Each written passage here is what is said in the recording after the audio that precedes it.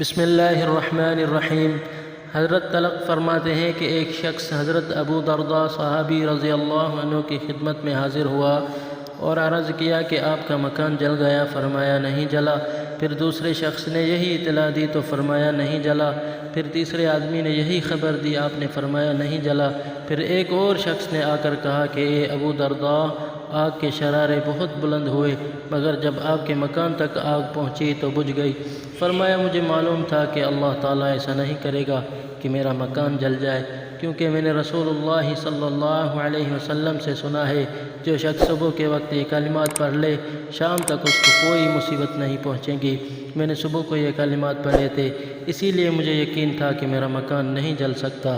وہ کلمات یہ ہیں: اللہم انت ربی لا الہ الا انت علیک توکلت وانت رب العرش الکریم ما شاء اللہ کان وما لم یشاء لم یکن ولا حول ولا قوة الا باللہ العلی العظیم اعلم ان اللہ علی کل شیء قدیر وأن الله قد أحاط بكل شيء علما اللهم إني أعوذ بك من شر نفسي ومن شر كل دابة أنت آخذ بناصيتها إن ربي على صراط مستقيم۔